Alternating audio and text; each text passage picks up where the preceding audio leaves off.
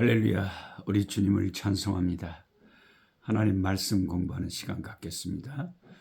오늘은 2025년 4월 7일 월요일입니다.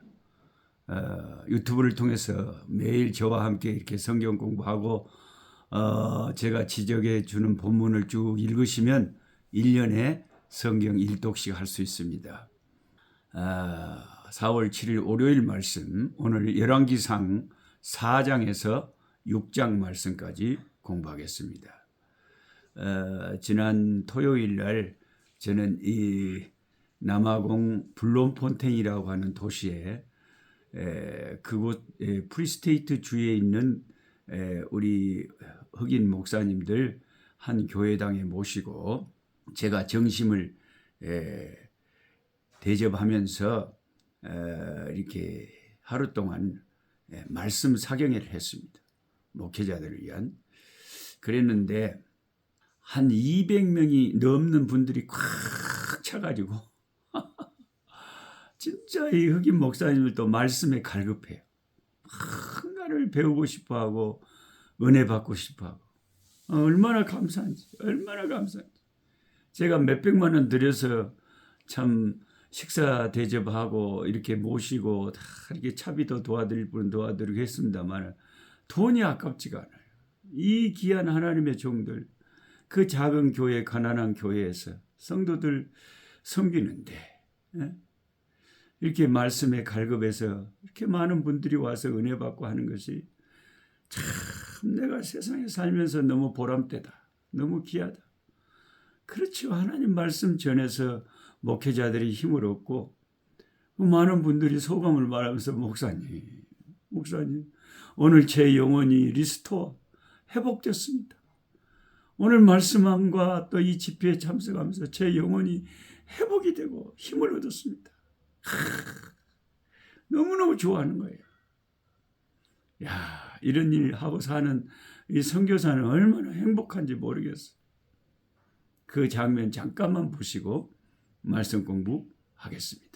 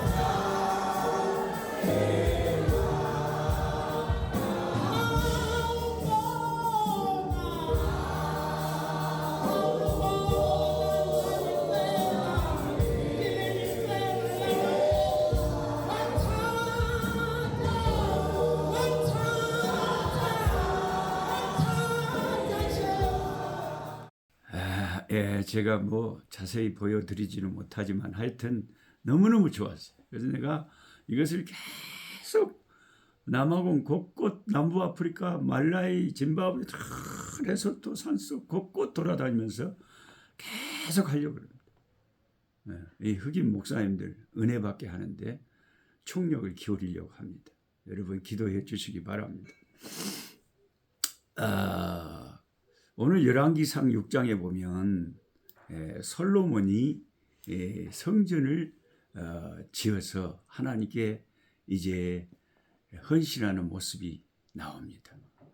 솔로몬이 성전을 짓기 시작한 때가요, 이스라엘이 출애굽한 지 근 500년이 다 되는 480년째입니다.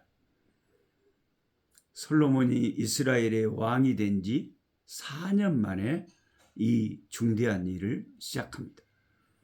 성전은 1층, 2층, 3층으로 되어 있었고요.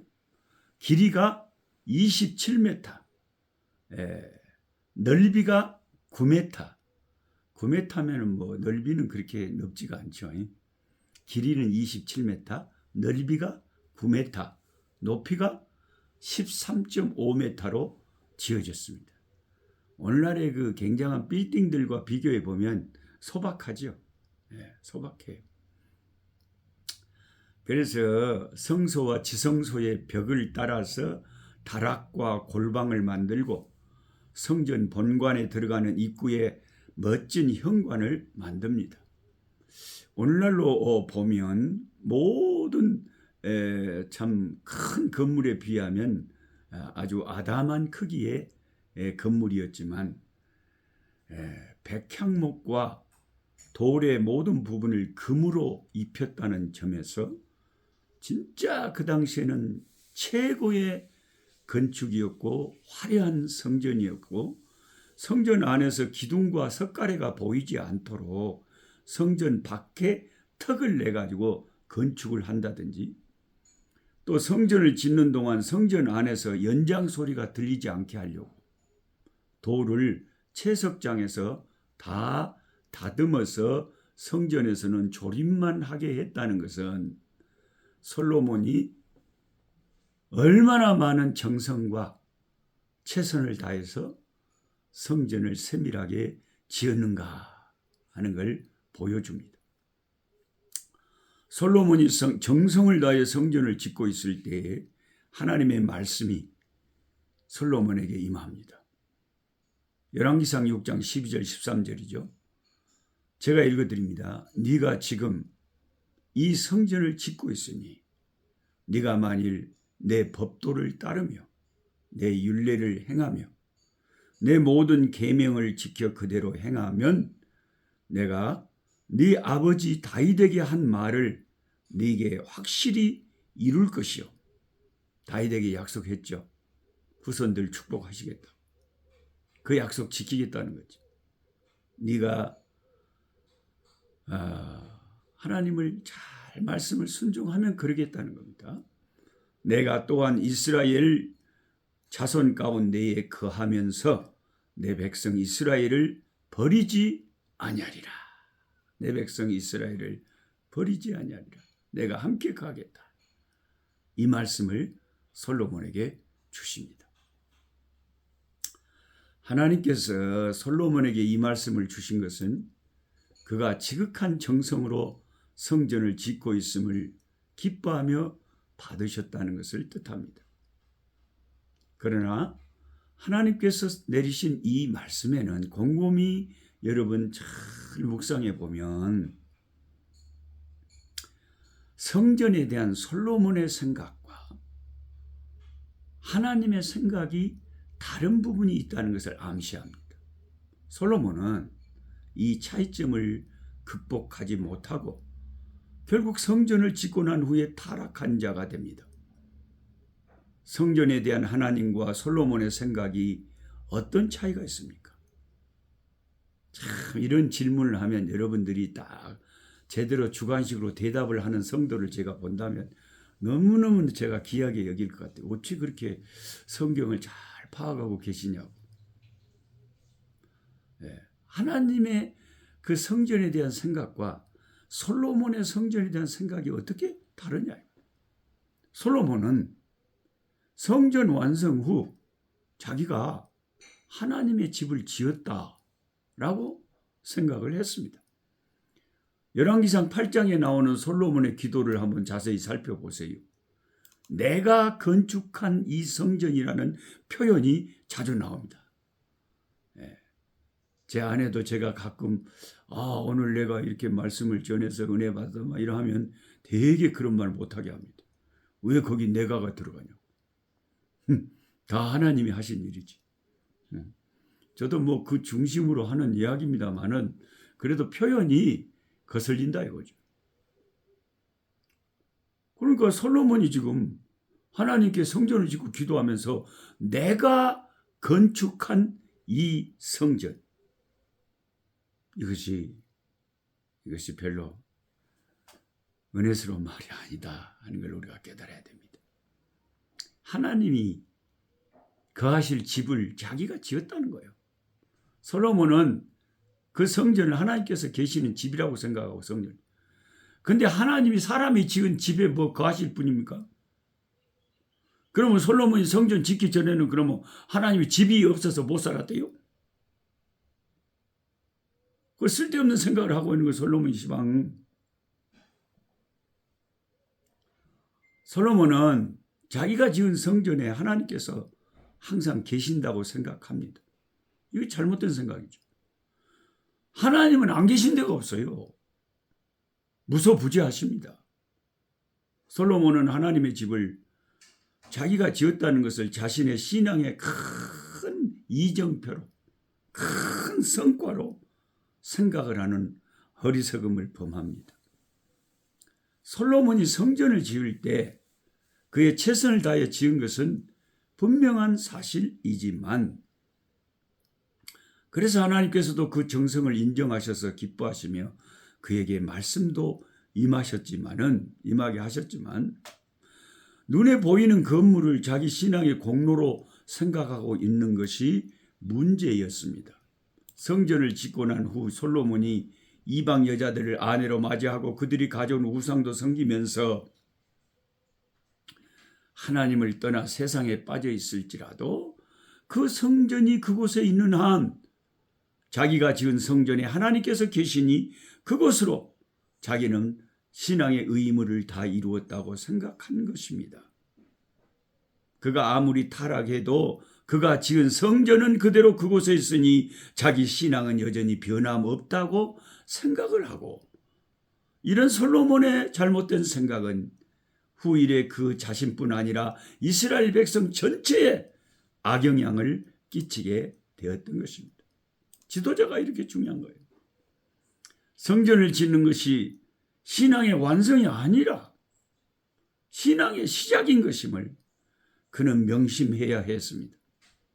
성전을 지은 그때부터 하나님을 향한 그의 감사와 경배는 시작이 되어야 했습니다. 당연히 그렇죠. 아니, 성전이 중요합니까? 하나님을 섬기고 경배하는 게 중요합니까? 성전 지어놓고 이방 여자들 데려다가 우상 숭배하고 그게 뭐예요? 그게 신앙입니까? 그러므로 만일 솔로몬이 하나님을 바르게 섬기면 다윗에게 약속하신 복을 받을 수 있었겠지만은, 아무리 성전을 지었어도 만일 솔로몬이 하나님을 바르게 섬기지 못하면 약속하신 복이 임할 수가 없고 그 성전도 무너져 버리게 될 것이라는 그 하나님의 엄중한 말씀을 그는 알아차리지 못했던 것입니다. 하나님의 이 말씀대로 솔로몬의 성전은 지어진 지 430년도 되지 못해서 느부갓네살 바벨론 왕에 의하여 철저하게 파멸되어 버리고 맙니다. 솔로몬의 우상 숭배의 끌어들임이 그토록 이스라엘을 망하게 하는 원흉이 되었다는 거예요. 그래서 우리의 신앙에 무서운 게 이거예요. 나도 한때 이렇게 교회를 섬겼어. 그래서 어쨌다는 것이 방. 지금 내가 하나님을 바로 섬기고 있는 게 그게 중요하지. 옛날에 은혜 안 받은 사람이 누가 있다요? 다 받았지? 저를 잘 가까이서 늘 기도해주고 늘 후원해주고 사랑해주는 아주 가까운 집사님이 저한테 신신당부를 해요. 노 목사님, 이번에 대통령 파면 인용됐다고 막 그런 소리 하지 마세요. 왜냐하면 교회 안에는요, 한국의 기독교인들이요, 아주 대부분이 아주 그쪽 편입니다. 그러니까 목사님이 유튜브에 그런 소리 하면요, 다 목사님 유튜브 보지도 않을 거고요, 다 떠날 거고요. 그래서 막 구독자 수도 줄어들고 그럴 거예요. 하지 마세요.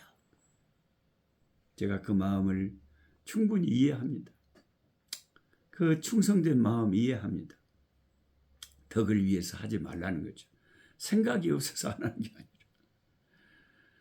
그런데 제가 아무리 참으려고 해도 이 말은 꼭 해야 되겠어요. 뭔 말이냐. 정치가 우상이 되어버린 한국 교회라는 거죠.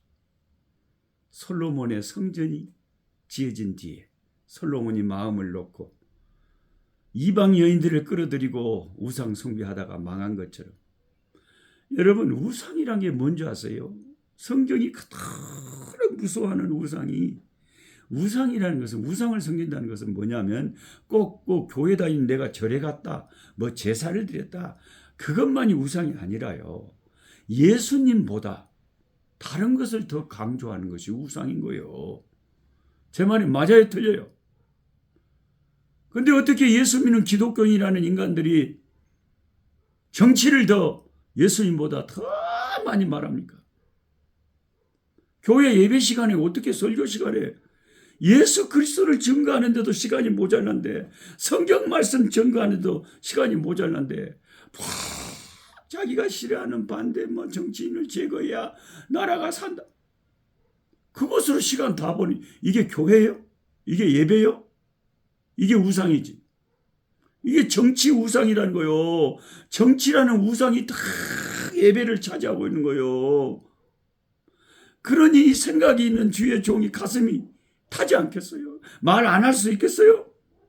모든 사람이 다 떠날지라도. 그래서 에레미야 선지자 혼자서 털터기로 욕을 먹을지라도 예루살렘의 선지자 예레미야는 어떤 게 우상이라고 외쳐야 됐어요. 저도 한국 교회 기독교인들에게 외치고 싶어요. 제발 우상 섬기지 마세요. 정치 이야기 그만하세요. 예배 시간에는 예수님만 전하세요. 아니, 노 목사님은 그럼 나라도 없습니까?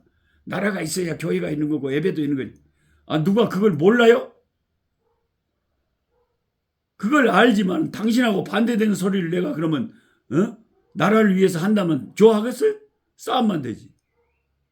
그래서 안 하는 건데, 나라를 생각 안 해서 안 하는 게 아니라고, 비겁해서 안 하는 게 아니라고, 말을 못해서 안 하는 게 아니라고. 예수님이 중요하기 때문에, 정치 우상이 교회에 들어오면 안 되기 때문에 오직 예수만 전파하려고 그런 말 안 하는 거예요. 생각이 있어도. 뭐 자기들만 애국하는 줄 알고 그런 어리석은 짓을 하냔 말이에요. 속 터져요, 속 터져. 이 어리석은 기독교인들 때문에.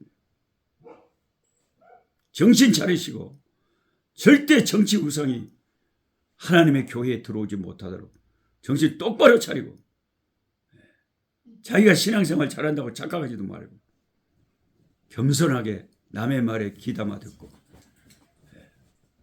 정말 나라를 위해서 눈물로 기도하는 우리가 돼야 되겠습니다. 하나님 아버지, 솔로몬의 성전은 정말 화려하고 굉장한 것이었지만 그게 무슨 문제겠습니까? 그게 무슨 대수겠습니까? 성전을 지었으면 더욱더 주님을 사랑하고 하나님 말씀을 순종하면서 살아야지 우상 숭배하면 되겠습니까? 아버지, 우리들의 어리석음을 용서하시고 깨우치게 하시고 불쌍히 여기시고 정신을 차리고 오직 주 예수 그리스도만을 전파하는 한국 교회가 될 수 있도록 도와주시옵소서. 어떤 우상도 교회를 아버지 스며들지 못하게, 교회를 파괴하지 못하게 주여 지켜주시옵소서. 오직 예수, 오직 말씀만이 전파되는 한국 교회가 되게 하여 주시옵소서. 예수님의 이름으로 기도하옵나이다. 아멘. 약한 자 힘주시고 강한 자 바르게 주함자 정택함이 주님의 뜻이라.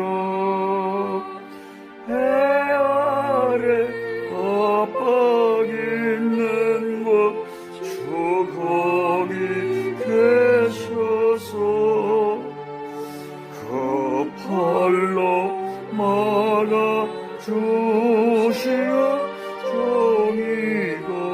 소망